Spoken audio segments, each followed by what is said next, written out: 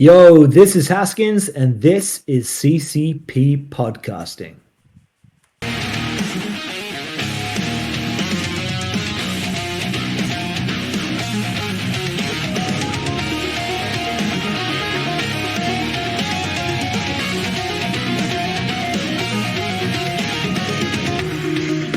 What is happening, friends of CCP Podcasting? Welcome to Beyond the Bell. I'm Chris Page. That's John Cable. It is another week, my man. It seems like something that was supposed to be every other week has turned into a weekly project, and it seems like it will be for the foreseeable future. How's things going with you, sir? I mean, I'm really glad to hear that we're going to keep doing these on a weekly basis because they're a lot of fun and I have a blast with them. So that makes me happy. I mean, we started. It's interesting. Last month on Beyond the Bell, it was all Georgia. We had a lot of Georgia talent. And this month, we kicked things off, with the Australian market back to where it all began for us on this platform. We had Bobby Bishop last week. This week, we're shifting gears a little bit, and we're getting the one and only Mr. Zac Reynolds. What's happening, man? How are you? No, mate, not bad. God, what was that straight off the bat? Not bad, boys, not bad. How are you? It's living the dream is how I used to say and what I always say. As long as I'm able to talk a little bit of independent wrestling or wrestling in general, I can't complain. So, how's things going on down there? How's things? It's a little chilly at the moment. It's a little bit cold for us, but otherwise it's not too bad. Yeah. All right, John. Crack into winter a little bit. Yeah, you guys are in your winter as we're entering our summer. It is hot here. Oh yeah. Oh, it's crazy at the moment. Like, it's not as cold as it usually is at this point, but you know it's gonna get real cold real soon. Because I think it's what's that in you guys? Like 60 degrees at the moment or something like that for you in Fahrenheit. So yeah, I don't know if that's really cold to you guys. Hasn't quite got cold yet, but it is chilly enough. Yeah. We get a couple of those days in Florida, man. Most of the time it's 100 degrees. It's 95 today. It's insane. Listen, let's get into it just a little bit. Before we get started, why don't you introduce yourself to our channel and our viewers? If you haven't already, guys, his spotlight video came out on Monday. So if you didn't get a chance to take a peek at it, I want to need for you to stop what you're doing, run and take a look at it, so you too can be up to date with the in-ring style and maybe get a little bit more educational purposes out of this conversation. So go ahead and introduce yourself to everybody. Yeah, so I'm the natural one, Zac Reynolds. I've been doing this, it'll be 9 years in August. Currently 25 years old, so I started while I was still in high school. Found a local promotion in an odd way, not a normal way, I guess. Going to a school or anything like that. I went to we call it like a local show, like a fair for you guys, I guess it'd probably be. And it was just a wrestling company set up there. It was just doing, regular shows just on this fair that was like a 3-day thing. And I was there with my school, so my school always used to run a like a little petting zoo. Had some chickens and all sorts of little things that they used to throw in there. And yeah, I just couldn't stop staring at the ring. Like, I sort of knew it was around, but like Mum would send me like notifications of like a post going up saying that there's a show happening locally. I just didn't pay any attention to it. But then, yeah, seeing the ring, I just sort of went, oh, wow, like, maybe this is something I've actually, like, I got to be in there, Because the joke is, I was conceived watching wrestling. So, been watching wrestling since forever, right? Right. Just before birth. Yeah, saw that moment. Yeah, right. And, yeah, so I went and spoke to the promoter, and then he did the typical, promoter, we're having a show down here, come and watch it, And then from that moment on, just harassed him about training. Found his Facebook and just training, because no one wanted to take on a 15-year-old. Because over here, you had to wait till you're 16 or 18 to train. Because there was only really one school that was happening. So then, yeah, just annoyed him to train. Then eventually he said, fine, we're doing this show in the Valley, which is sort of like where our nightclubs and all that sort of stuff are. So I was still underage for all that. It's 18 here. Said that it's like, if anyone asks, you're 18. Absolutely. So, yeah. So I started off just being the camera boy learning that way. The first training session was very old school. It was, I'm gonna try and break this guy until he either pushes through or inevitably quits, right? So then I'm doing the cameraman with what I thought might have a concussion. Don't know. First time I've taken beatings like that. And then yeah, eventually went on to being a referee for a big stint, and then I debuted as a masked character by the name of Dolph Finn. I was a dolphin, quite literally, and then eventually turned into my now gimmick, the natural one, Zac Reynolds. So you kind of cut your teeth going through like the progression. You took like little progressive steps, which is kind Absolutely. it's just very interesting. Back in you say that, like there was only one place back in the day when you were getting started. That's eerily reminiscent of when we were getting into the industry back in the late 1990, 99 for me. There were only a handful of schools, and I also find it interesting that you were getting into the business when you were 15. Over here, you had to be 18, but I had a similar situation. I had one of my parents signed for me, like gave parental approval at 17 for me to get into the ring. What was it like for you when you step into the ring and have? Well, I guess what age were you when you had your first professional match? We'll start there. Would have been 16. So what was that like for you when you finally, get that nod to have your debut? Were you a bundle of nerves coming out to the ring? Oh, dude, it was terrifying and exciting at the same time because you work so you at that age as well. You're sort of breaking through in life. That's my first real sign of work hard for something and you'll achieve it, right? So worked hard. I got the nod. Not only was it a nod, it was we're gonna put it like close to your hometown because it was maybe like 30-minute drive. So we haven't done an all ages show in a very long time, so it was a big opportunity for that as well. I had teachers, I had friends, I had family, so just the nerves were insane. The music hits, so it was like a big 8-man tag. It was luchadors versus non-luchadors. Those three go out. They sort of, wanted to give me a bit of a shine when I come out. And I'm there struggling trying to find the hole for the curtain.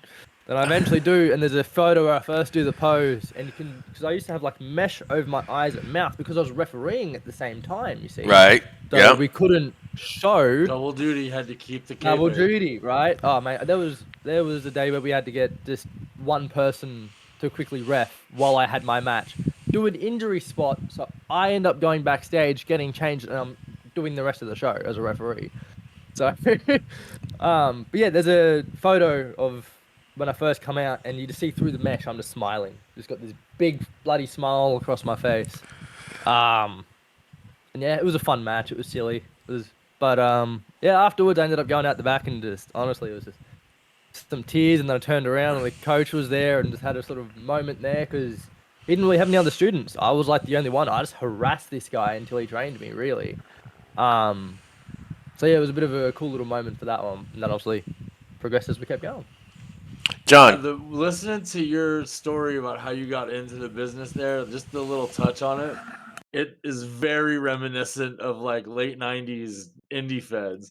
Like that's very similar to our story about it too. It's crazy how you seem to have had like the old school upbringing. Mate, So it's I did. interesting. My training was literally I would go on a Saturday morning. I would catch the train to the station closest to my trainer's house. I would then jog to my trainer's house. He would give me a $2 coin. I would jog a kilometer up the road, or 500 meters, something like that. I would then jog to the servo, get him a $2 coffee, jog to the park, which was just a little bit up the road from his place, meet him there with the coffee, give him the coffee, and then it was straight into doing bumps and rolls on the grass of the park. Oh, you did the outside bumps too. Yeah. Yeah. Yeah, you had old school training.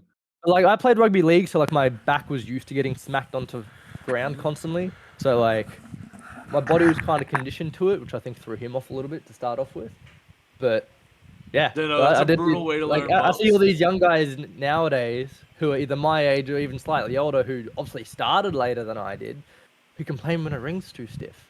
And it's like, yes, I 100% agree that like rings should be soft, but boys, you don't realize where we're coming from. Like, Yeah, they, what it they, was like That's very before you saw similar. what was going on. Like, I'm young and I know this stuff. Like, That's a very similar ideal across all sports. Go back and look at the National Football League in the 70s. Those dudes were running into people with little to no pads, no face guards. They sometimes worked a 9 to 5 job to boot. Like it was sports have yeah, sports have become more high tech and less contact, and it shows in the athletes that are doing it. yeah, It's not a knock on them. Yes, it's great that the sport has become softer.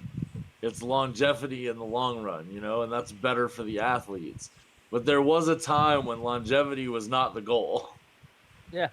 Yeah, it was just run hard, make money. Like, well, pretty much. what's great about professional wrestling, and really and truly how we came across you. We threw a pretty much a dart at a globe or at a map of the world, and it landed in Australia, and we found Riot City Wrestling. Riot City Wrestling, as we watch some of their stuff, obviously like it populates algorithms, right? I get a pro wrestling league show that pops up, Yeah. and we have a saying on the channel. It's on the back of my shirt too. It says wrestling brings people together in some form or fashion. This is a very true statement. We get a peek at you and some of the pro wrestling league stuff, and end up catching that battle royal. I guess this was a couple of months ago at this point in time. Yeah. You made people look like rock stars. Uh, I say that to say because our familiarity with you is real, still fresh, and it's still exciting, and it's seeing you in the ring is exciting. I guess my question, let me circle it back around. So I want to give context as to where I'm going with the next series of questions. Uh, in your neck of the woods, because we know that Riot's down in Adelaide, Australia. What's the relation between Adelaide and where you're at, and like the difference between the companies that are promoting in the southern, I guess Adelaide's southern Australia, if I'm not Adelaide mistaken. Southern, yeah, yeah, yeah. So So what's that I'm contrast look like? Queensland, which is yeah. So like I'm Queensland, so I'm basically, if you're looking at all the states, we're the top right, but we're more sort of where I am, sort of more down towards not the middle, like we're above the middle because the middle is technically in New South Wales, Hmm. but we're only about 2 hours away from, or 2.5 hours from New South Wales. Whereas obviously you've got a hell of a lot more time if you're traveling north, right? Um, Adelaide, I think what is like a 3-4 hour flight. I think it might be a little bit less. I know it's been a little while since I've been there. But yeah, in terms of the comparing the shows, obviously RCW's been around a hell of a lot longer than Pro Wrestling League has. Pro Wrestling League was born, oh god, I've quizzed myself here. 2017, 2018, could even be 2019 to be honest. It was around then. It was in that sort of little block. Um, RCW's been around a hell of a lot longer, and I love those guys. I'm really, really, really good friends with the guy, Zach Sabbath, Yep. the Dark King. Yep. So I'm good mates with him. That's the place where I stay if I'm going down there and I'm going to go train or something like that and get some lessons in with Chris Basso and those sort of guys in there. So you got some absolutely top tier guys down there. Um, who look, there's a lot of guys there you could sign tomorrow, and they do very, very well. 100%. Yep. So you Um, have been down there training with them? Yeah, so I've trained with them. I'm looking to get onto one of their shows at some point, whether it be this year or next year, depending on how my schedule's looking and how their schedule's looking. It is definitely a goal to get on there. But yeah, I've done training with them. Even did a show for another company in Adelaide while then going to an RCW show the next day to help out. So So you yeah, do get to I've helped out travel. with those That's guys. good. Yeah, yeah. I don't travel as much as I used to. 2019 was a very, very busy year for me in terms of traveling. But just everything costing so much more now in the Yep. world, traveling gets a hell of a lot more expensive. So, yeah, I'll get back What's down there the- eventually. Definitely the plan. What's the biggest difference you think with the training school that Bassos are running and the one that you usually are working with? They've got a pretty damn good facility. I'm not gonna lie. I walked in there for Well, we hear facility. and I'm like, wonderful "Holy things crap." about Riot's training facility and the Mate, school that they it's run and it's the also work that they put in. it's also a kickboxing gym. So it's two combined places. So they just like sublet. So yeah, it's insane. You walk in, they've got their own like little gym. Then you walk out, and you've got their whole where their ring is and entrance area, and you've got the storage rooms, and the way they do their lighting and stuff is insane. So it's really really well done. I was just wondering what do you think the big difference is? What's like obviously you learn different things from different people in different places. I would What's the honestly takeaway from being in different places like that training? experience. In Australia, depending on which state you go to, and depending on some territories as well, the fans react different to certain things. So there'll be some places where they're an indie heavy crowd and they just want to see you do crazy stuff. And then there's crowds where they just want to see you, they just want to hear the bumps because they think the bumps look cool. And then there's somewhere you want the character work, and then some who even love the chain wrestling because WA is really big on their more wrestling. Chains. Yeah. So they love that shit over there because obviously they've got Damian Slater, who was in the Cruiserweight Classic, who's one of the guys over there in WA, who originated from Adelaide as well, where you got Wrestle Rampage, which is obviously where Bronson Reed, I was going to call him his shoot name, Bronson Reed came from. So Adelaide's got a lot of experienced guys, where Queensland, that's where Queensland fails, unfortunately, is the experience of the bigger name guys like your Bassos, like your Bronson Reeds. We had AJ Istria, who's good friends with Bronson, who runs a Rampage down there. Yeah, he's not. But I mean, yeah, at he's the running moment, Rampage man, now. at the moment, we've put a hell of a team together out of the guys we've got, and everyone is just on a rise at the moment. Like Queensland's always been the state where, how do you put it? That's where the grubs are. That's where that's just where you don't really want to go there. If you're gonna go trying to there, build make out them of pay the for shadow of the everything. past. Yeah, you're gonna make money off them. You'll do a seminar. You're like, no matter where, it's not the same anymore. Like we've had all the seminars come in. We've had the guys we've got big credit out to Bobby and his partner Lucille.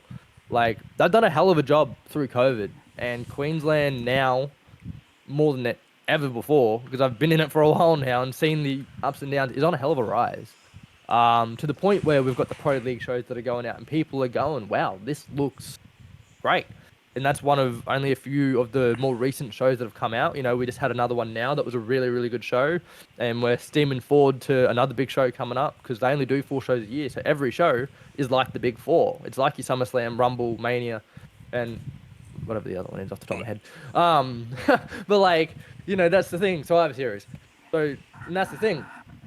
So we run it like they're the big 4. So we just you only really see the best sort of go through, which is great. It's a hard show to get onto. I was running the tech, so I'm the one who's making the videos pop up. I'm also the one making the videos and all that stuff. And it was a hell of a long time before I could even break onto the show. So it sort of shows the level of talent that you're really having to work through in Queensland at the moment. Well, let me just tell you this about something about the level of talent that you've got going on in Queensland right now specifically. We'll circle around to Pro Wrestling League and talk about them for just a few minutes because we've seen several of those shows. We've watched them on our Inside the Indies program over here in the States on Monday nights, and any company, and I mean any company, that can get John Cable to like a parody wrestler is done leaps and bounds. Anything else? Combat Wombat, I'm talking to you. So I got a very funny story. I am not a fan of parody wrestling in general, Right. but Combat Wombat sold me right off rip. The first time I saw him in a match, hilarious. it was That's too hilarious. much for me. I couldn't not like him. So the funny story about the reason I laughed so hard about that is Wombat's actually a very close personal friend to me now. So the very first person I met, so when I went to my first over 18 show to help set up the ring, because I was the first person there, obviously I was eager as hell. a dude walks up to me and goes, "Oh, hi, this is my shoot name." And I'm like, "Oh, hi, nice to meet you." And I had no clue who the hell this guy was. Not a clue in the world. And then he goes, "Oh, no, I'm Combat Wombat." It's like, oh, God, because you just don't expect it. Mm-hmm. And then he goes, "When were you born?" I go, 1999. His response, "Oh, I was an East Timor fighting the militia in 1999. He's a legit army veteran." And the and even funnier part about that is when I was Dolphin, they had nothing for me, obviously. I was just a young dude dressed up as a dolphin. They had nothing for Combat Wombat. They put us together, and we were surf and turf for over a year. Oh, that's perfect. Yeah. So, and then I didn't want to, but booking situations, I had to do a turn on him and unmask. But we were all lined up for the tag titles of the company room. We've actually got the tag titles because it was the promoter said it was one of the mistakes he wished he didn't make. So we both hold the tag titles for that company that's no longer around. But yeah, So that's that what was- I love Wombat very much. Yeah, he's a sweetheart. I love him. So hearing that is hilarious. How did that come about? You guys were together for you said a year before they Over- changed the over a angle year, yeah. and moved. So how did that conversation happen? Like in the locker room? Like how long before did you guys know? What was the take on that, and how did you guys reconcile that? Honestly, we sort of took the ball and run with it. Hey, so he was part of my first match just because he was luchador, and then he was just part of my second match just because they wanted to put him on the show somewhere. Like he always seemed to be a part of me, but not. And then one day they're like, we're just gonna put you guys in a tag match just because it's something for you guys to do. You both get on the show, have some fun, blah blah blah. And then I just went. But that went over. We're always around. Me and Wombat are fucking hilarious together. Like we did very comedy skit promos, so like they are funny. We were known for doing funny style promos. It's sort of where I get a lot of my. Obviously, I don't do it as much as Zac Reynolds, but I do get a lot of good ideas for that sort of stuff. And I just went to the ring announcer and said, "Hey, just when you call us out, call surf and turf." So we ended up being from where the land met the sea at a combined price of $50 a kilo. Nice. Like, so yeah, we made it a fun thing. The Just had fun puns with were it. And then, heavy. bro, we just threw it in there and had some fun. Like one of the first promos we did was a 4-part series of "Dude, Where's My Car," where we took seaweed and got wasted. Like, and then we wake up in a park, and the way Wombat gets me off the monkey bars, because that's where I'm passed out, is yelling "harpoon," and I shoot a brick and fall off. Like it's the stupidest shit. But it was fun. I had a lot of fun doing that stuff. Well, to me, that's what the business is all about. It's about having fun. Obviously, you're entertaining the crowd, but anytime that you can entertain yourself and have a good time doing whatever you're doing, it's gonna be better. It's gonna whatever that situation is. And honestly, working with Wombat too, like he is such a legend. Because when he got given Wombat, I can't remember the whole story. I think it was they were doing this whole thing and it just sort of fell into with what he was doing. But the dude is unfortunately naturally clumsy. So like he just plays that off in the character.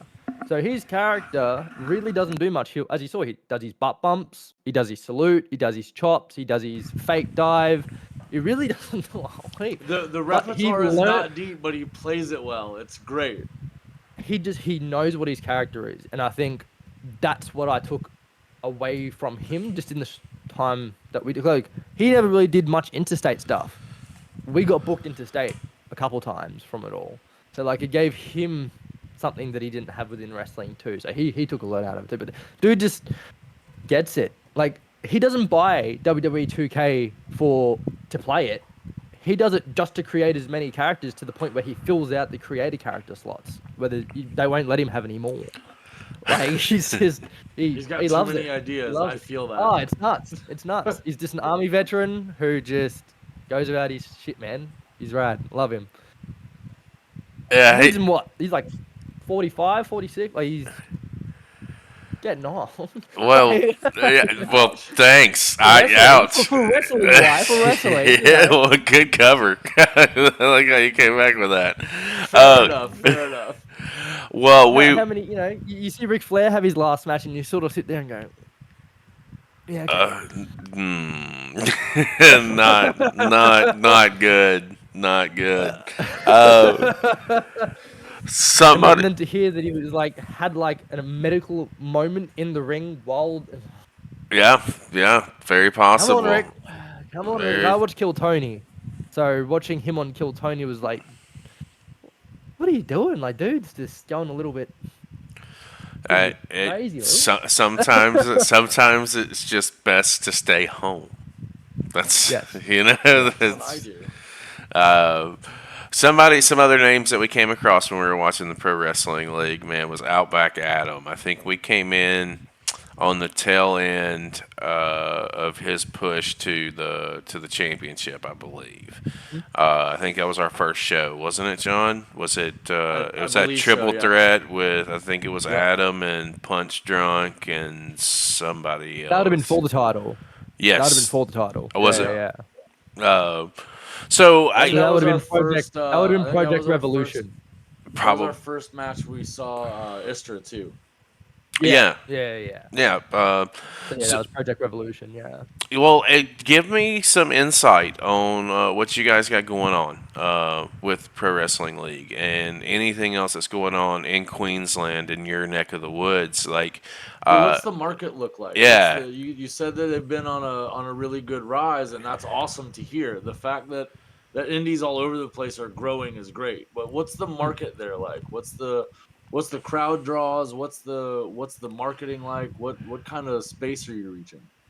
So Pro League does very well in that space because the guy who runs it was also a former wrestler, and he went to he did Lance Storm, and he was in Canada for a bit, and then he came back, and he just wanted to start something back up because he's like, it's missing something, because wrestling was missing something in Queensland. Like, we were doing over 18 shows, which weren't bad. We were still pulling 100 plus maybe, but that was the good crowds, really. Like that's sort of like a good number for what I would now class as the mid tier in Queensland. The top tier in Queensland, which is, I would say, Pro Wrestling League. Unfortunately, no one sort of really touches what they're doing at the moment, which is amazing to see. And I'm happy to be part of that. Not just to sell them, but that they're doing good things. And I talk to the promoter regularly, or promoter slash booker, almost every day. And the dude he gets it. He's on. But then you've got, they're pulling what, 2 to 300, typically high Which is a 200, decent 300. pull for an indie. That's good. Mm-hmm. But You especially come for out us, of the curtain to 200 or right? 300 people, and you're like, okay, tonight's the night. That's Let's go. massive for Queensland. Like, that's massive Yeah. for Queensland, right? So, and I think that Project Rev show, which is that one you guys talked about where Adam won the belt, I think that one cleared over 300 quite easily. So Yeah, the crowd was it was actually sold out. popping. Yeah. Yeah. So even the last one we just did, I think, was well over 200. Yeah, so building a rep. The market itself, you've got guys who are close, and then you've got guys who are far away. So we got Wide Bay, which you guys would have seen the belts on the show for that one, which was, they're 3 hours away, 2.5, 3 hours away from me. They're north, so they're quite rural and country. And then you've got UPW, which does quite well. They sort of do a bit more of a traveling show. But they're typically out of like Sunshine Coast or Caboolture, which is either half an hour to an hour and a bit away. You've got Atomic, which is about 2 hours away. They do really quite well as well in Toowoomba, which is Bobby's the champion for them. So that's that company there. Then you got some on the Gold Coast. You got some small runs around the place that, look, being transparent, I wish would just go away. But there's they're always sort a of- hanger on somewhere. But it sounds like there's enough companies. It was that really if you bad wanted to for it. stay busy Queensland, that all was- the time. the thing is, those promotions are what Queensland was known for, because that's all we used to be back then. Is just those sort of, there was a lot more dead shits than there was actually good promotions going through. Like, you always had, like, IPW's been going forever on the Gold Coast.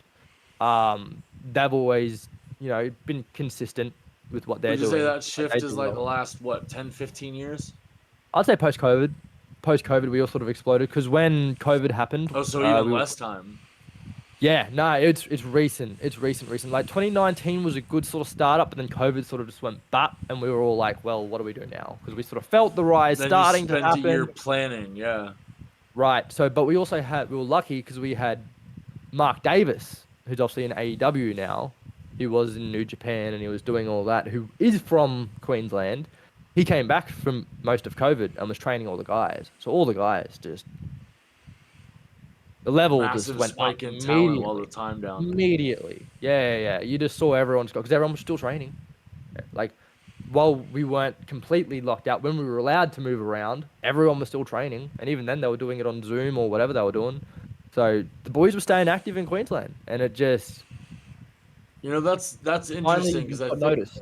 I think the States kind of had that same thing going on where like there weren't very many shows, but there were still a few. But there was a lot of work going on in the background, and I think that's kind of where the face of wrestling changed.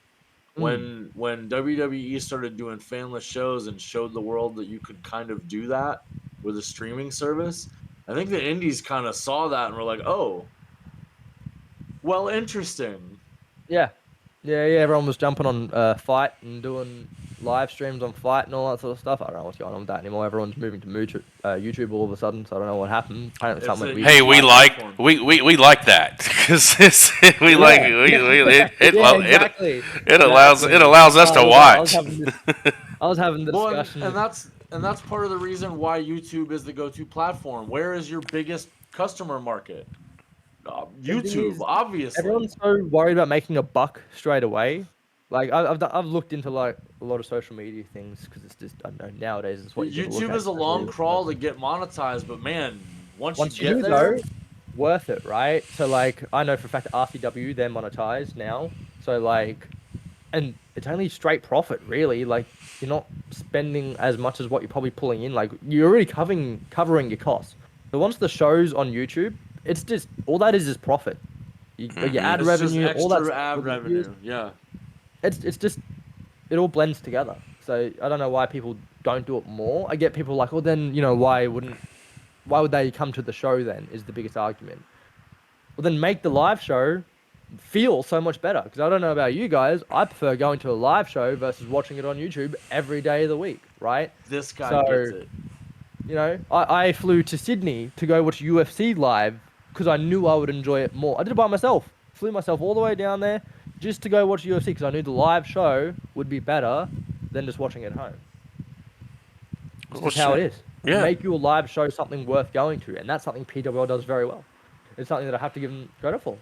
They nail it, and we've got characters like Wakel's Most Wanted, who even one of the shows literally said, "Oh yeah, we're in this match, but we've got to go collect rubbish before and after the show, before and during the show," and they were legitimately going and picking up rubbish during the show. Like, you're not going to get that by watching it at a screen. You're not going to know that happened. So immediately, people want to come to the show. No, that perspective is 100% spot on. Facts. Yeah, you can't argue with that. Yeah. John, go ahead. So let's circle back around to you a little bit. We talked about the industry some and your market. How did you make the transition from Dolphin to your current gimmick, and what was the build like for that? How did that transition happen? I know that you said you unmasked when you turned on Combat Wombat. What was the build to the new character? I know, sad for me too. What was the build for the new character? What went into building that, and how did you try and differentiate yourself? What was the build to the new space like? So it was a weird situation that happened, right? So I was doing Dolphin consistently everywhere. I wasn't wasn't Zac Reynolds yet. Thought about it, wasn't too phased. Was happy doing my own shtick as Dolphin. I was putting a lot of time and effort into that. And then I did Dolphin at another company, but they just needed heels. So Dolphin ended up being a heel. Luckily for me, though, I was smart about it. Up in the Sunny Coast, which is where it was, they have they've changed names, but it used to be called Underwater World, which is basically like another SeaWorld, right? I always build from SeaWorld. So I instantly started attacking Underwater World for heat, and it worked, just because cheap heat, right? That's how I looked at it. Like the story that I was on the 18 plus show that we were going for some reason that we stemmed with is Dolphin got kicked out of SeaWorld for trying to play with all the other dolphins. So I was still very much using the fact that I was a dolphin. You were a little aggressive as a kid. It's fine. Hey, dolphins like to do what they like to do, right? So, so then they decided, well, would you be this company on the Sunshine Coast? Would you be willing to do an unmasked character then? Because Dolphin, like, yeah, he's a heel, but it's weird, right? And I went, look, it is something I thought about doing, but I never really thought too much into it. And then just started looking into it. And then found some gear that I liked, that I sort of based off of my stuff for Ali's old gear. And then just sort of made it my own. And then I told my promoter, who was also my trainer for this other company called AWA, which is where me and Wombat were, that I was going to do said thing. And he went, oh no, we can't do that. You've got to debut Zac Reynolds on our show first before you debut him somewhere else. So then he was doing a shtick at the time where he was doing what he called the Daniels Republic. And he was basically just going to create a faction. So he turned heel on Wombat. I came out for the save, turned on Wombat. They remembered me from being a ref, so I got a lot of "fuck you, Zach" chants, which I'll take. I was happy about that. Wasn't happy about the that's turn. good heat. It is good heat. Just again didn't want to turn when we were going to. We were promised the titles 3-4 times, and we'd worked our asses off. The crowd wanted it. Like they were buying into it. There was the night we were meant to win one of the tag bolts when we ended up coming out for our makeshift match that they ended up putting together. I'd almost have to say, without like sucking me own, you know what, we probably got one of the pops of the night. So it sort of sucked when that all happened. But yeah, so Oh, then dude, Zac you Reynolds- guys had great crowd interaction. Like the for Combat Wombat especially, dude, he gets popped. Man, we were going into the crowd on that entrance. We went nuts. Like we just sort of worked. There's something about what we were doing the crowd resonated with. Like our promos online. It's again, fun. that was the one looking at the analytics. Our promos were the ones that were getting the most views and the most interactions, and like it was just It's we fun. seemed to be we had seemed to find the niche that the crowd was looking for. And then still got taken away, which sucked a little bit. But then yeah, did a match or two with this Daniels Republic. Found out I wasn't a very big fan of it, and went to the promoter and went, look, man, I'm not keen on this, eh? Like it's just not. I don't like the shtick. So he's like, yeah, all right. So they just boot me out of the group, and then just tried to find me something, and I never really got much. And it's always sort of been stuck in that never really got much. If I've been given something, I felt like I flourished. So it's just always been stuck in that sort of middle ground of what do we do with him.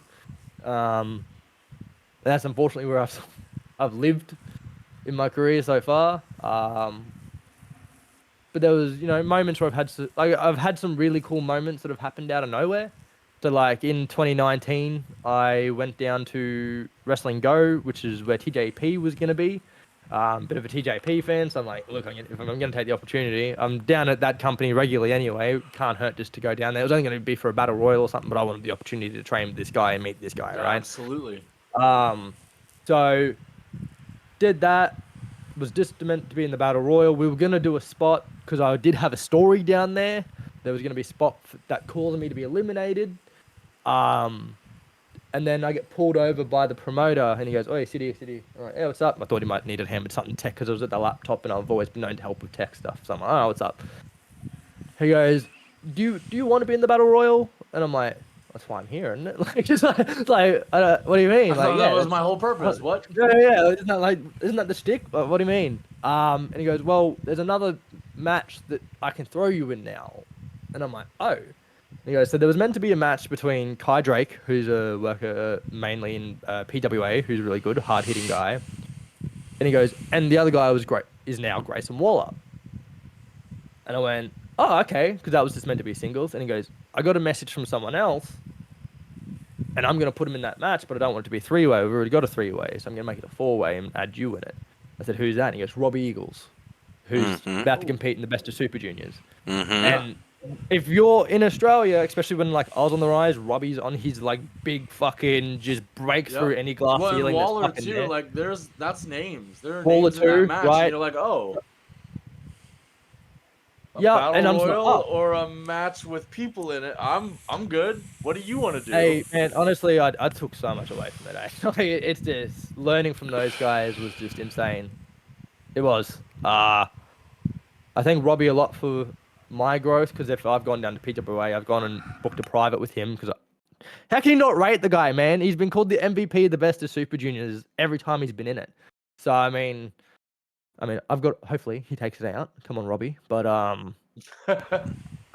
Yeah, look, it's one of those things where you don't seem to be doing much, but then something massive happens.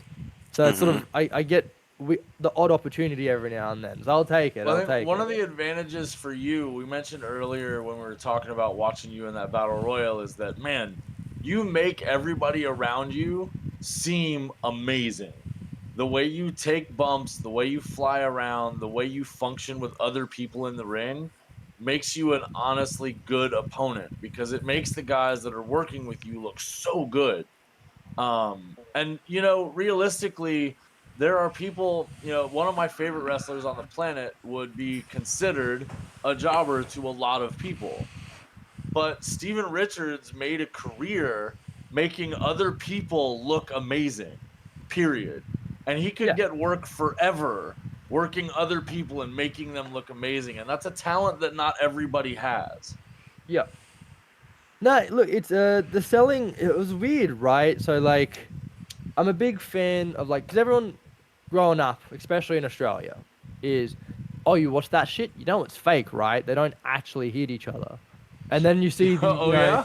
you start getting older and you watch the John Cena's missing the five knuckle shuffles and you're like, ah, fuck's sake. So, and then anytime you see someone miss something, it's like, really? And then you can tell the dude doesn't sell it properly. And like, I'm a big UFC guy. I mean, hell, I've got the fight night on next to me as we speak. So, I'm a UFC guy, so I know how not. I do MMA as well, so I'm an MMA fighter as well on the side, so I do a lot of that training. Um, so I know how shit should look if it really hit. And then I like guys selling like Ziggler. I think his selling's amazing. If Mm-hmm. you've seen my pants and you saw my old haircut, you could tell I'm a big mark of Buddy Matthews. So, again, amazing seller, right? So I just try and blend the realness with the making shit look good. Every day of the week, would rather spike bump than just take a normal front bump off a DDT. Every day of the week. One, feels better for me and looks a hell of a lot cooler, right? And there was a period where I couldn't really do that. I was 121 kilos. I used to be fat. During COVID, I had, a lot of big mental stuff go on, had some PTSD, saw some stuff that wasn't great. Um, and just got fat and bitter and angry and the typical PTSD thing. And then COVID happened a month after that happened, or 2 months after that happened. So everything sort of just went at once. So I had a lot of time to sort of sit there and watch wrestling. But then as obviously I started losing weight and started getting more back into how I was, I went, man, I can throw myself around. I might as well. Like that spot with Craven, for example. I was always confident. Like we ran through that maybe once, but even then, that was like more of a feel through it. We didn't even do anything really. Like we just sort of knew we could do that. Which, funnily enough, now spoilers if they haven't seen the show yet. My new tag partner is Craven, who 3-4 years of rivalry. So it'll be interesting to see how the story plays out. Me being the Those heel are and always him being really the face. solid tag teams, though. The ones that have so much animosity and history behind them, and you know each other so well. Yeah, so it'll be very, very interesting to see how we play out. Got a good response so far from the first show with the story that we told, which I feel was told actually really quite well. But yeah, it'll be interesting, man. Hey, it's one of those ones. But he lives in a different state to me too, so he's not even like close to me. So being able to make that work, and he's late for shit on the best of times. Like he's that fashionably late diva, right? That's who Craven is. That's Like, John. That's me. yeah. That's Are me. you a Swiftie? Are you a Swiftie? No, but There you go. That's where it differs, Uh, right? This I mean, dude I'm loves his I'm known to metal. shake it off sometimes. I introduced him to the band that I come out to, which is Electric Callboy, who I love very much. You can't really see them behind. I've got like collections of some of their stuff, and my Tron is the very first part of my Tron is the actual music video that I've redone myself. So I'm a bit of a fan for it. But I introduced him to that, then he comes out saying that he's a Swiftie. He proposed to his fiancee in Sydney while at the Taylor Swift concert. So he's a Oh, bit of a hey dude. yeah, no, I'm far from a he Swiftie, but I got you on the conveniently fashionably late. yeah. Mate, I'll be like, hey, I want to be somewhere at 1. I'm probably gonna get there at 2:30. So it's. You should just so realistically, you should just tell him an hour ahead and then just plan to be a half hour early.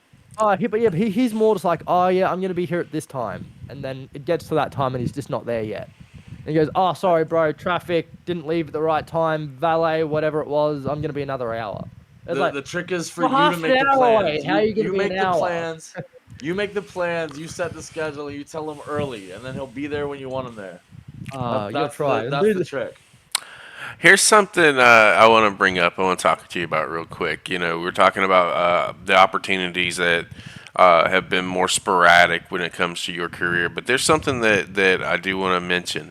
You're 25. You know what I mean? 9 years into the business, and it's not a matter of if with a lot of you guys. It's a matter of when. And wrestling, you know, you've been in the business a decade almost just at this point. Wrestling's all It's an about endurance sport. and it's all about Yeah, timing, absolutely. getting the right piece of it, the right story at the right time, in front of the right crowd, does everything. And I know that, you know, based on our conversation so far, it seems like you had that with Combat Wombat early on. Have you felt like at any point throughout your career that that's been replicated, that you've been right there?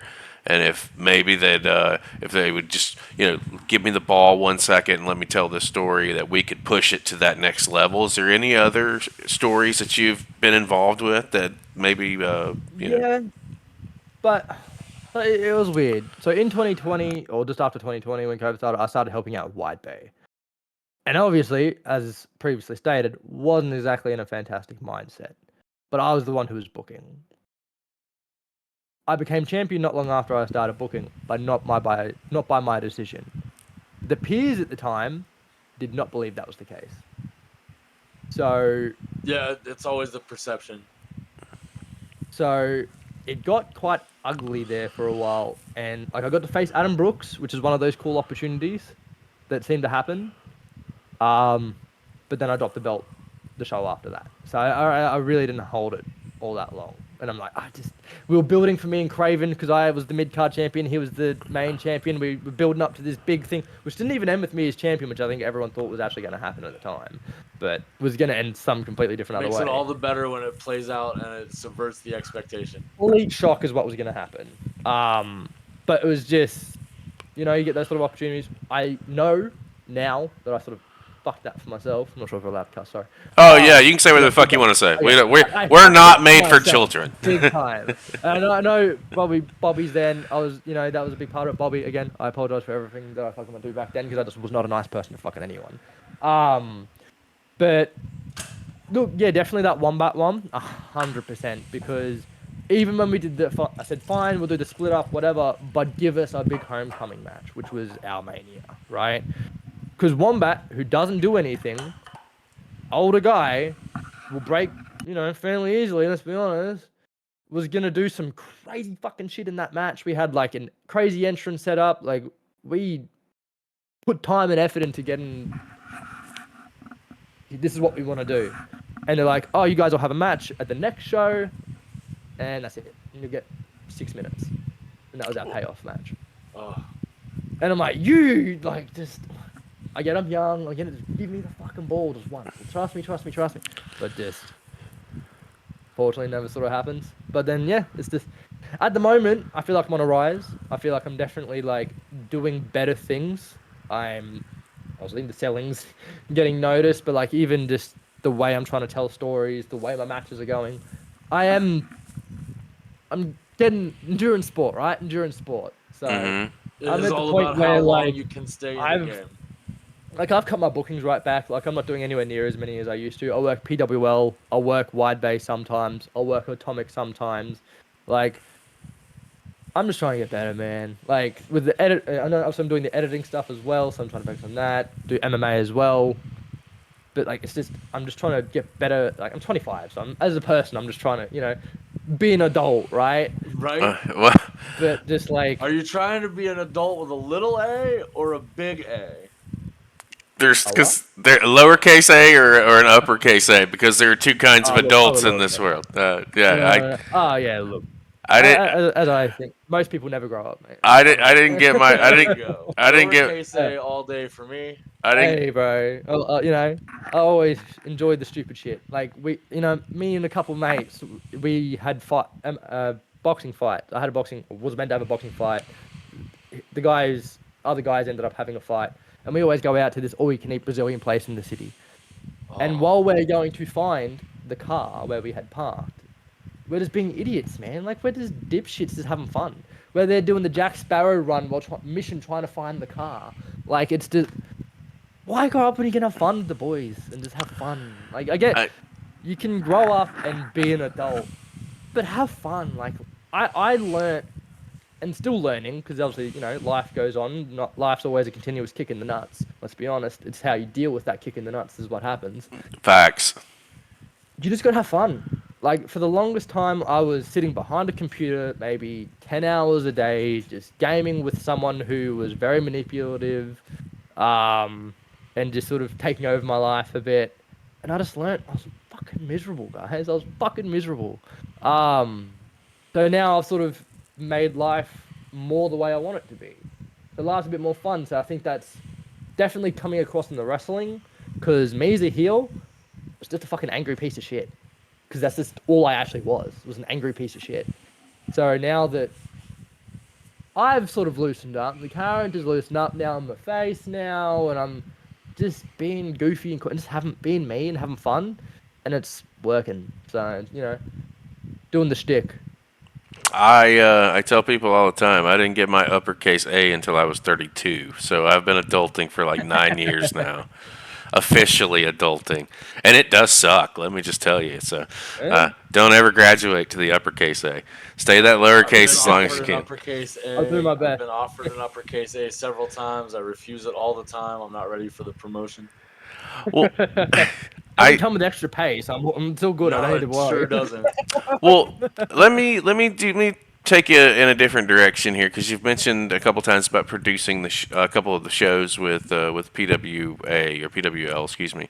What led you down that direction as far as doing that and getting into that kind of, you know, production style work? What lit that fire? Again, weird opportunities, right? Weird opportunities. So one day I'm in grade 10 of school, and they come in and these guys come in to do a traineeship, which is a video game design traineeship, because they're a company that was doing indie games. So basically you got paid like $14 an hour once a week to go in and just do a traineeship, learn stuff.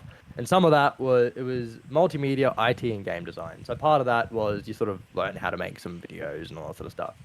So when I started wrestling, I went to the promoter because no one was using Trons. No one had anything. It just looked very bare bones and shit, if I'm honest. It was just the poster for the show, and that was it. And I fucking hated that, because I love the videos. I loved when fucking WWE used to do, you know, where you got Lesnar doing like the fucking B-roll footage, and like Eddie Guerrero when they did all that like Sure. 0304 where they Production, had like, yeah. actual footage in there. Actual I love Trons, that. yeah. I love that shit so much. So I'm like, well, let's just try and put something on there, because at the moment you've got guys coming out and they don't know who the fuck they are unless they know the music, or until the ring announcer says it. So I just literally went onto YouTube, got some motion backgrounds, downloaded a bunch, put it into fucking Windows Movie Maker, and just started there.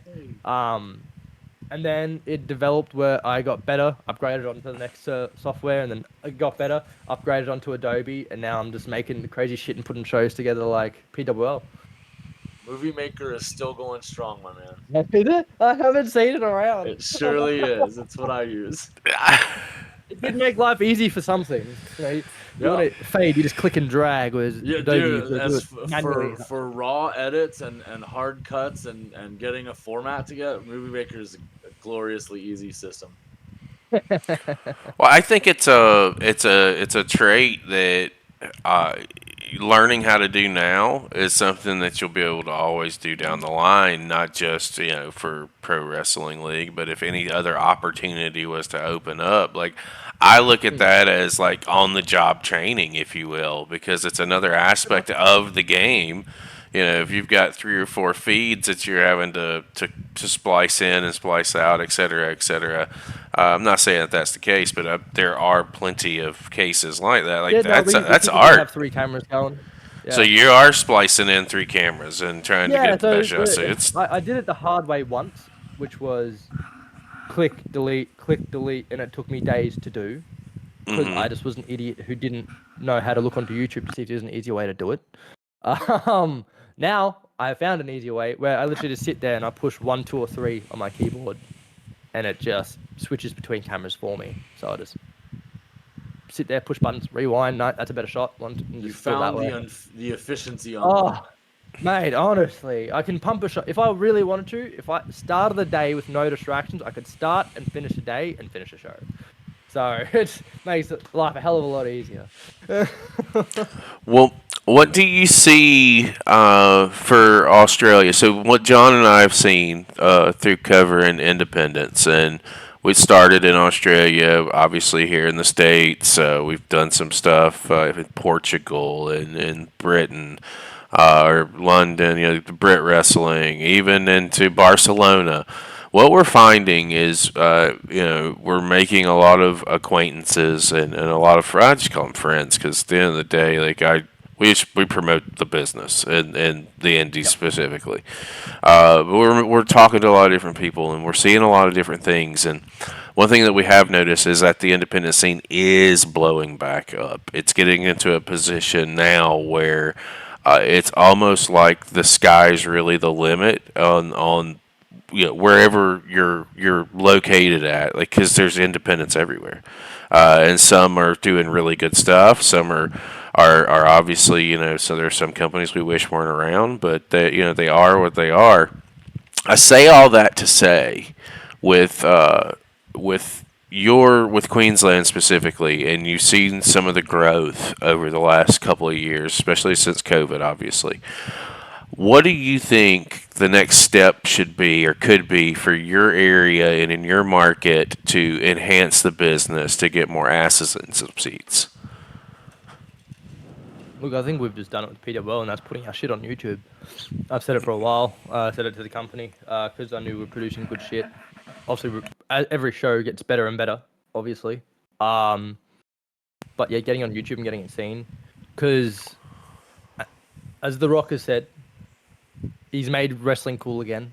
And it does actually feel that way because more asses are in seats at the moment than I'm definitely used to seeing, especially in Australia.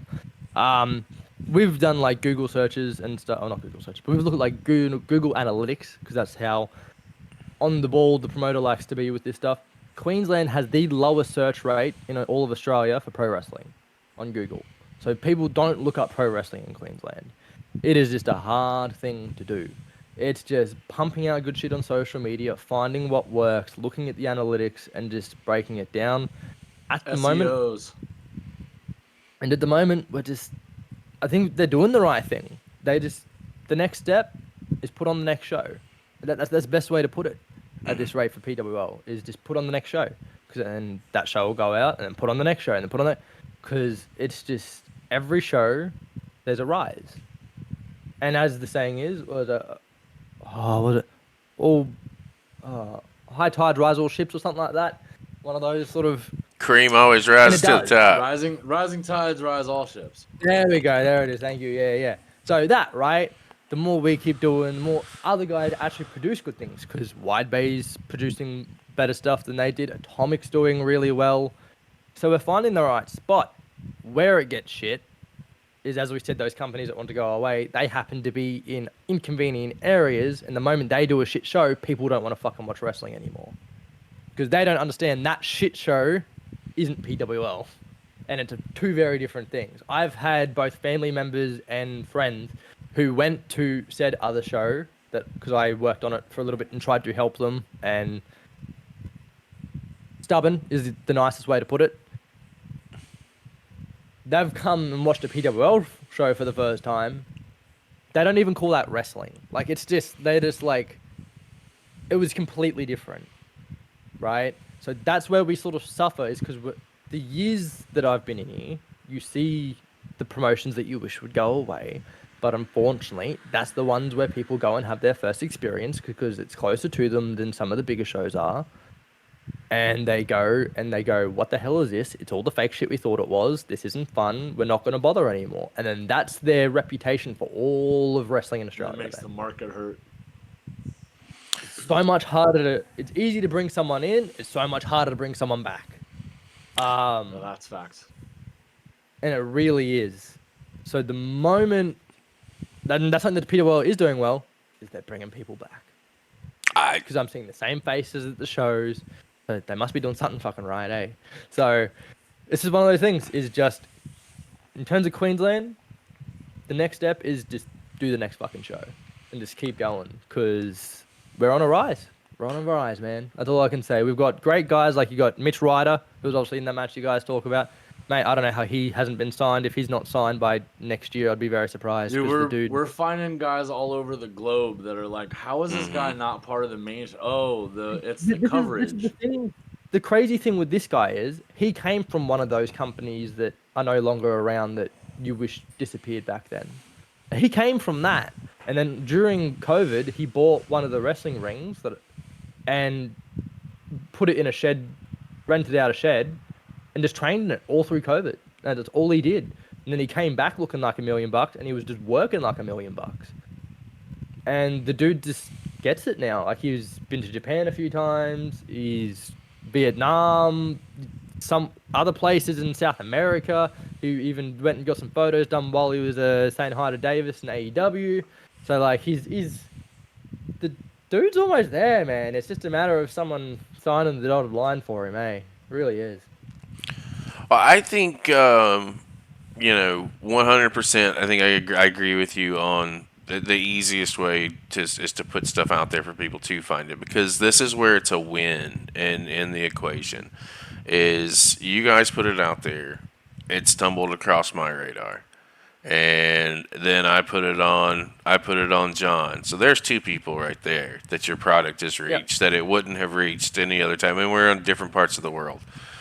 Then we put it up on our channel, and now our channel is in the same. The audience that we built in start seeing the product, and if we see it and we follow and we subscribe, which we did, and if we see it again, it now becomes must see on our channel rotation. So it gets your stuff out there in front of people that it may not have gotten it may not have gotten out to before. Obviously, is what I'm trying to say. Yeah.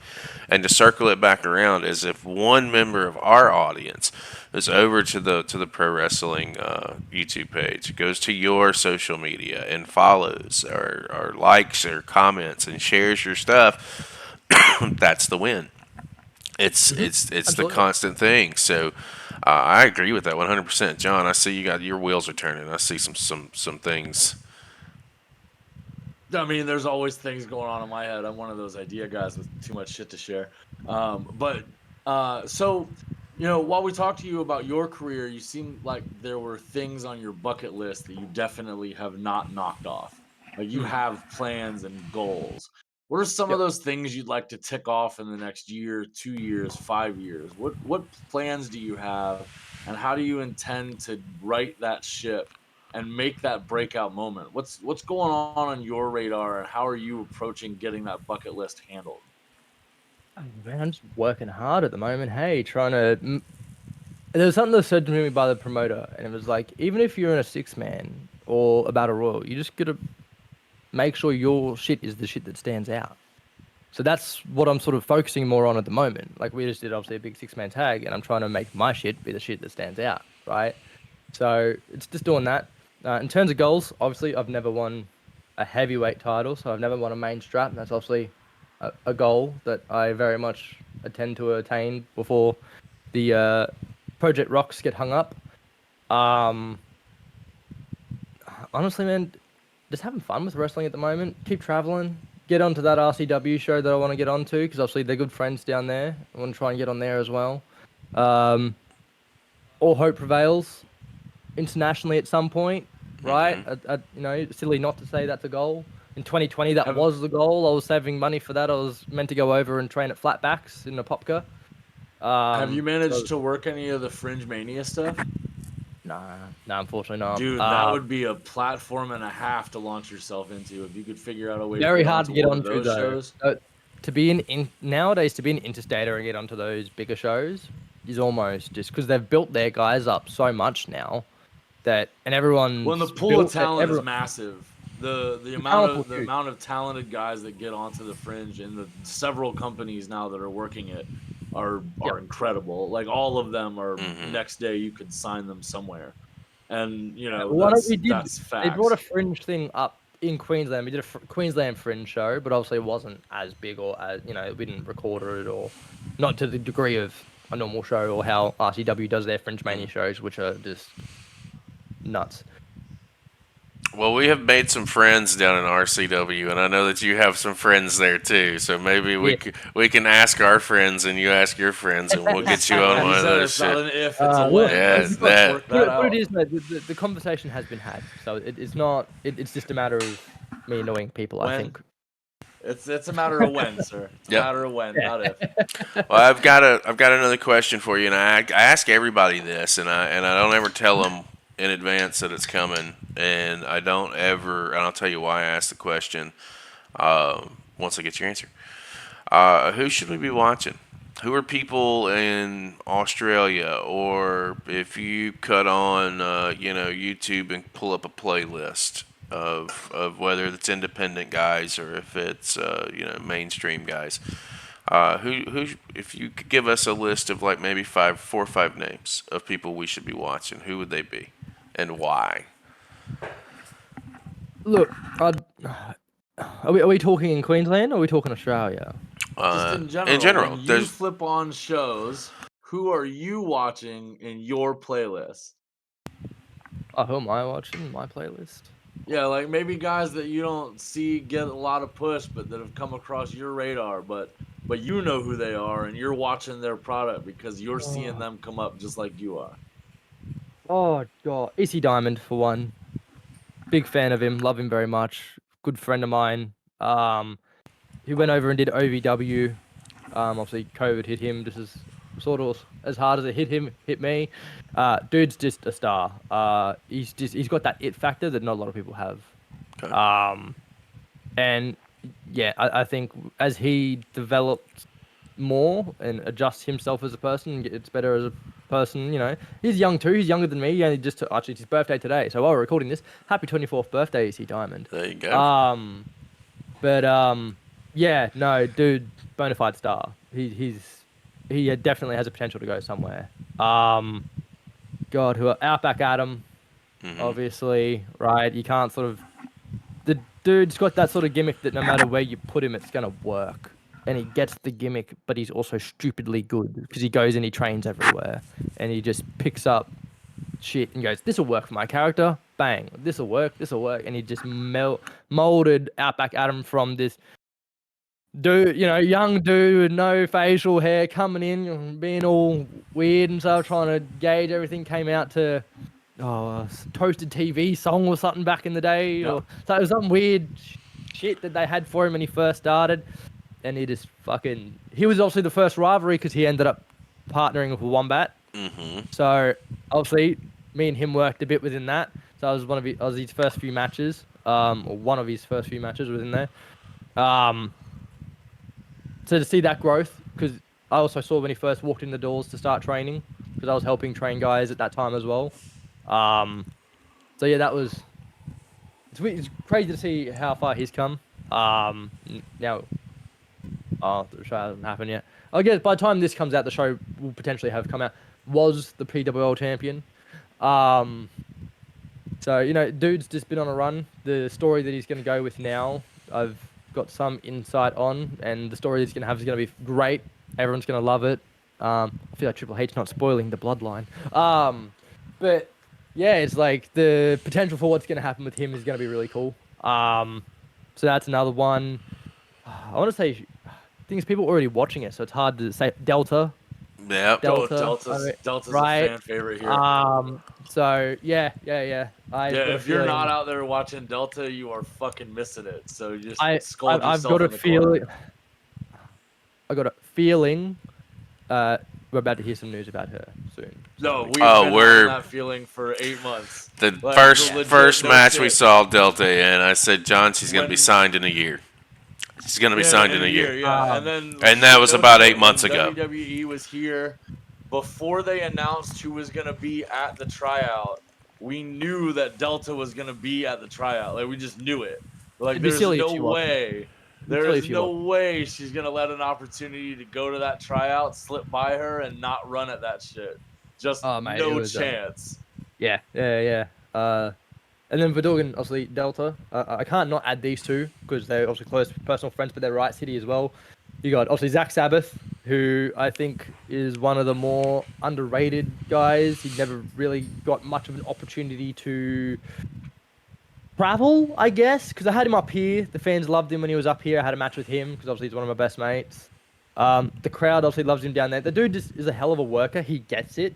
Again, a dude who gets his gimmick. The crew that he's with, being Boomer and Havoc, Yep. obviously they're the older guys, but they're all great. Like I did a training session with Havoc when I was in when I went down to Riot City for a week, and he was the champion at the time. And just it's That whole the level faction of is knowledge really these guys good at what have they is do. insane. They're good at what they do, and they get it. Like after every match I have, I'm on Discord with Sabbath watching it and breaking it down, without question. It just happened. And then in saying that, his lovely wife, who's now currently in Japan, Mickey Fortune. Mhm. I So think fan this is the favorite start of here? a breakout for her. Yeah, she obviously went and had their lovely daughter. And now she's back after the mothering process. And she's just killing it.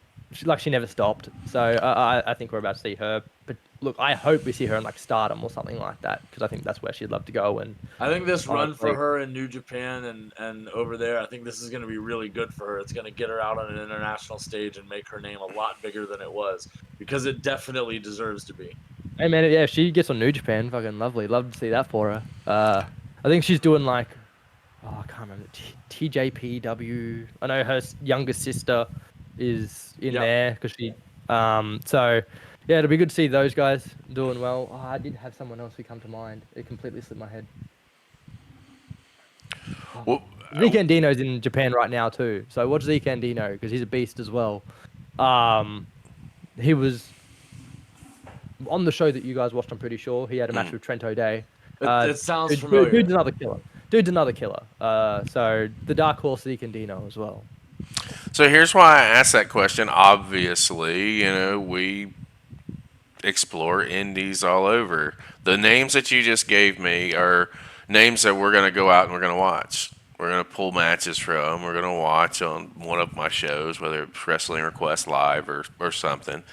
Not only would you introduce us to those cats, but you're introducing us to the guys and gals that they're in the ring with as well. So you've given us, 5 or 6 names. You've actually given us 10 because there's two people, right? There's 2 dance partners, and that's. Man, I can proudly say this now more than ever. Australia's worth watching. Oh no shit, Dude, we have known just- that and have been plugging that people are sleeping on your market like nobody's business. There was a day Will Ospreay was in Sydney and he said that Australia is just this thing that people don't know about, but holy fuck, they should. Mhm. Like, and I'll Yeah, rattle it off is some a- it races. is a You also lost got little treasure. RCW in. You also got RCW in Adelaide. You got EPW in Perth. You got PWO here. You got PWA in Sydney. You got Nui Pro in Sydney. You got MCW and Renegades of Wrestling in Melbourne. Mhm. Are your And top the 2 in there? talent in all of Like- them is fucking stacked. The As far as I'm rosters aware, are I'm pretty sure- absolutely stacked out. I'm pretty sure, mate, Buddy Matthews may have his hand in MCW as well. So Would not Yeah. surprise me at all. Here's a fact that, or something that might blow your mind, or would blow mine. Like imagine all these the top feds, top indies in Australia, pulled their resources and worked together, and would have shows every month. Run one company with all the different talent across the entire state or the entire country. Keep your sub promotions. And there's work happening, man. But for the state of professional wrestling, there's such a market for all that right now. And I think Yeah, it's well, at the moment we've got like a company that comes through maybe once or twice a year called World Series Wrestling. yep. Um, they pop up and they bring all the big names over, and I think they've got like Ziggler and Cardona, and they got all these big names coming. Elias, like they've got all these names coming to this next one. And then they put some of the top guys from the country on it, and then depending on what state they go to, they'll put some of the local guys on there too. So they sort of, and then all this was, I don't know what their plan is this time, because I don't know if they're still going on Fight, but they usually stream it on Fight. So, or they end up putting up, I think they put up full shows on YouTube recently. So Yep. World Series Wrestling's on YouTube now too, with some of the outlet, like Top Tier was on there. Bobby Bishop, I'm pretty sure was on there from memory. I don't know why I've got a mind blank, but I'm pretty sure he was. I think the Perea were on Gene it. Stevens was on there. So like we've got some killers, man. We've got some killers that were on there. So World Series Wrestling in Brisbane, go check it out. I'm pretty sure it's up. So Last question I've got for you, and then John, I'm gonna circle it around to you. This is something again. This is one that I do ask everybody.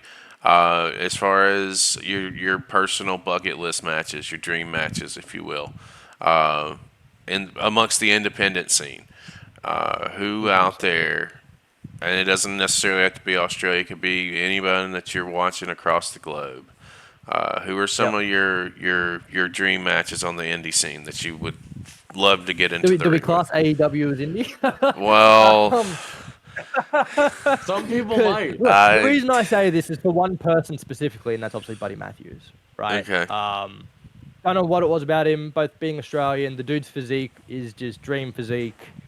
The way he wrestles, the way he sells, everything's just spot on. Like I want that for me. Gotcha. As Okay. selfishly. Guy, dream match locally, I'd love another singles Robbie rather than just a four-way. When, I'd like a few months' notice to make sure my gas tank's going to be even remotely okay for that one. Yeah. But obviously that's obviously a thing I'd like. Damian Slater, I want to really dabble into that real wrestling because he does like Brazilian Jiu-Jitsu and stuff as well, as do I. So I'd like to play that out as well. He is definitely a stiff work. And there's a dude in Sydney who I had a story with. He was my first interstate match I ever had in a tag match with Surf and Turf. Called Unsocial Jordan, who I think is one of the workhorses of Australian wrestling, who has just never been given his flowers. The dude, if he's a face, gets cheered. If he's a heel, gets the most amount of heat you've ever fucking seen in your life. This is the dude who will enter a rumble. Like, the dude wears a turtleneck, for fuck's sake, by the way, so he sweats like a motherfucker. Wears a turtleneck, comes out. The whole thing was like they did 18-plus crowds, so he was against the 18-plus shtick, no alcohol, no swearing. That's how that whole thing started, with him being the Unsocial Jordan character that he's now doing SMS. Cole Fletcher actually started in SMS. Steph DeLander started in SMS. So it's just, there's one dude who's been part of it the whole time who was never given his flowers. But that's before I retire, before he fucking retires, because I know he's had injuries and shit. That's a match that I need for me, because to be the first match, and then when I went to Sydney again for UFC, we caught up. Like, we're buddies. Yeah. So I love the dude with a passion. So that's probably, like, if there was one you could be happy with, and that would be it, it has to be him. So even over the other guys, he's the guy who I have to say, legitimately, has to be one of the most underrated guys in Australia.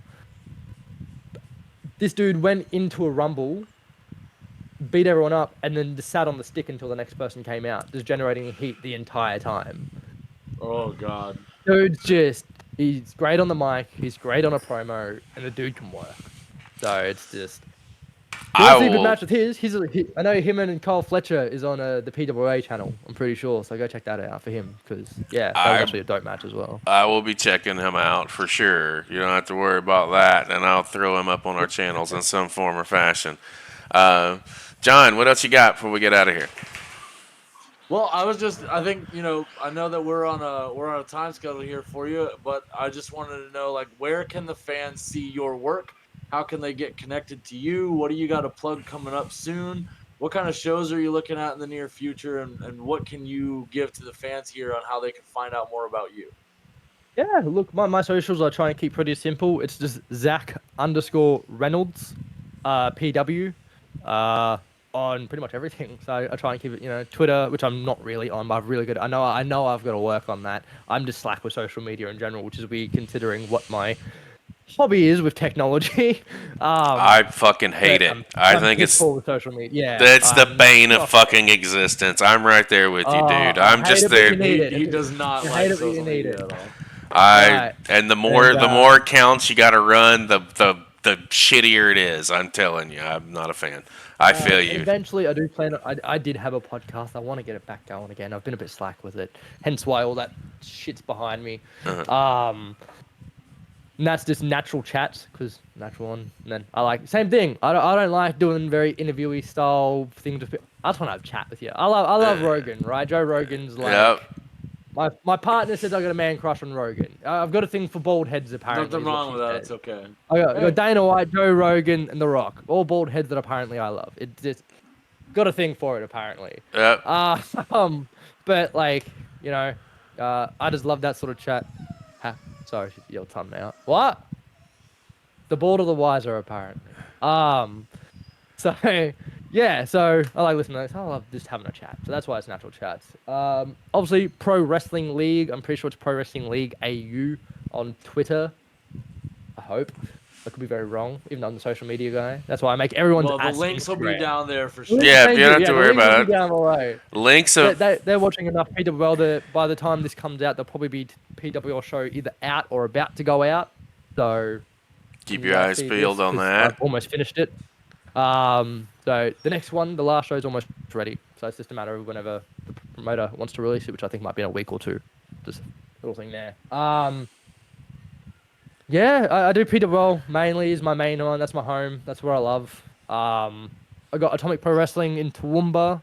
So if magically someone from Toowoomba hears this, I'll potentially be out there as well. Same as Maryborough for Wide Bay.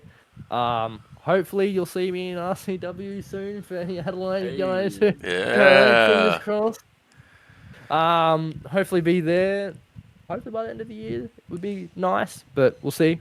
And yeah, honestly, with social media is where I mainly am. If you're gonna find me, I'm gonna be on those. I'm always posting or putting a story up about something, whether it's wrestling or UFC or my life related. So I'm trying to get better with it.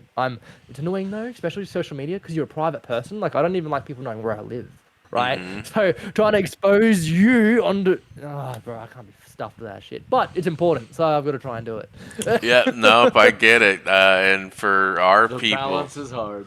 for our mate, honestly. for the fans of our channels, if you're watching this video or you've come back to check us We out, love you guys, and we love social media. right above his name or right underneath his name is all of his information for you to go ahead and like and subscribe and follow Zac Reynolds over on social.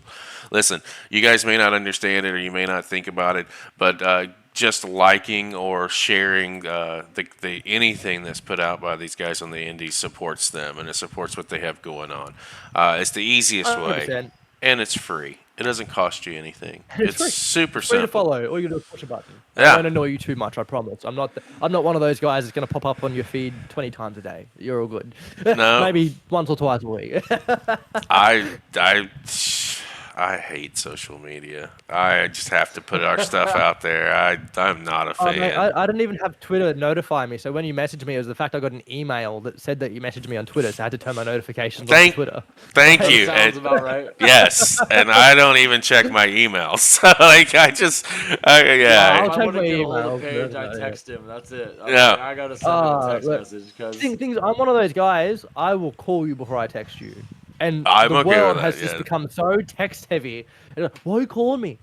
Because I don't want to sit there and wait 10 minutes for you to go, just tell me what you want. Like, if I need to know something, I'm going to call you. That way I'm not waiting for you to text me back. 'Cause Yeah. obviously, like, that's why I can't do online shopping. If I get an option, I'm gonna buy it from a shop because I've got it. Then I have no patience for shit, man. Like honestly, He's like, I just want to walk in, pick it up, and go home with it. I don't want to wait on it 3 Well, to I 5 have the business toy. I want days. it. I I don't want want it to the ship toy. anywhere. Just give it to me. I want the toy. I want to play with the toy. I don't want to wait to play with the toy. See, Give me the it's toy. more of that little A mentality right there. That little A will stick Yeah. with us forever. I promise. That's It's, why I'm stupidly like mics, cameras, TV. I'm too impulsive with this shit. I just that looks cool. Mine. It's like yep. If I have to, I'll take it back later. Listen, yeah, right. Very rarely do, but this has been great. This has been fun, man. I know I appreciate you taking as much time as you have to just sit down and talk to us a little bit about you and what you have going on and the scene in Queensland. It's John and I never thought in a million years when we started pivoting our platform to indie wrestling where we would be and how quick we would be there. And like I said, wrestling brings people together, and the connections that you make aren't just they're not singular connections. It's one of those situations to where we don't forget, and anybody that comes on our show, we take pride knowing where that there's one, there's many. yeah, we take pride knowing that you guys usually have a good time, and really that's what it's all about. If we can have fun with you and a little bit of your downtime discussing professional wrestling, then man, it's a fucking win. It's been amazing to have you on. No, man. Look, thank you guys for reaching out. I mean, obviously, the comments that I saw you guys put on about me was obviously what sparked it all. Because I don't know. I believe it or not, I have a lot of self-confidence issues. So the comments meant a lot to me when I saw them. So I appreciate the way you guys obviously saw what that's. And obviously, as I said in the post, thank you. And doing these as well. Like you guys obviously brought Bobby on. Now I'm on. It's it's gonna open up eyes to the Australian guys because man, for the longest time, they've worked hard for it. So it's cool to see that I didn't realize Bobby was on there until obviously saw something pop up about it. I'll be honest. And I'm like, oh, cool. So this isn't just like it's No. expanding, which is Oh yeah, yeah. awesome to see, What's because it helps us out. So Dude, thank way you guys. faster than we for that too. expected. what's Yeah. this series, this Beyond the Bell series, started with Red Shaw, out of I RCW. love Reddy. Oh, dude, such a great guy. He's become a friend of the channel. He's He become a was the friend first to one us. to take a chance and do the show, and from his show, we were thinking, once or twice a month we'll do it. And now it's every week. We have a show drop on Yeah. Friday, and we're scheduled out 2 or 3 months in advance. It's getting crazy, and we're Yeah, here for yeah. it. We love doing this, and it's super fun to have the global community really connecting over it. And you Yeah, never, nah, it's awesome to see. and you 'Cause, like, never, obviously back in when Go I ahead. started, you don't think this is gonna be a thing. So. you never know. Like you never know what can happen. Like if you were to ever to come over to the States, and you had dates, and you were like, hey man, who can I reach out, man? We could just drop you fucking, hey, go talk to this guy, talk to this guy, talk to this guy. That's a win. Look, like I That's said, unfortunately, 2020 sort of fucked me on that one because I was meant to actually come to Florida, so that's where I was meant to be. So, I was meant to be there for. I think I had scheduled Try it to out to be be like here in the 9 weeks. winter. The summers are a bitch. I think it was gonna be April, so whatever it would have been for you guys then. It would have been, Mind you, like your summers are springtime. That probably would have been very much okay, like yeah. our summers. Your summers Yeah. are probably very much like our summers in Queensland. Hey, I'm sure I would have been somewhat adjusted to summers over there. Just we don't have alligators that can just come up and snap you up. From what I hear about No, you Florida. just got crocodiles. It's fine. They're not okay. They're not that big a deal here. Everyone's so like even Rogan won't They're not come to that big Australia. a deal here They're not either, that but big a- sometimes they are. The amount of people I've legitimately been serious when they've asked me the question, "Do you guys ride kangaroos to school?" is insane to me. That people believe that shit. oh my like, god damn it! We shut up. We like buy onto I- it. Like we'll play like the drop bear, right? We play onto the drop bear, and it's hilarious because you watch all the foreigners when they hear about a drop bear absolutely freak the fuck out, and it's amazing to the Well- point where Rogan brought it up, even though it's a fucking myth. I'm so sorry. I do have one more question for you. Sure. And then we'll tie a bow on it. I promise. Did you guys ride fucking kangaroos to school? Fuck, we are too heavy for that shit. Santana boas, leave They them are alone. big. They are big, but we are too heavy for that shit. You might be able to throw an infant in there. That's about as good as you're getting. It was emus, not kangaroos. It was different. Yeah. Like those. All right, as well, Zach, you got anything you want to say to our audience before we go ahead and let you go for the evening? I appreciate any support you guys give us in terms of Australia or even myself personally.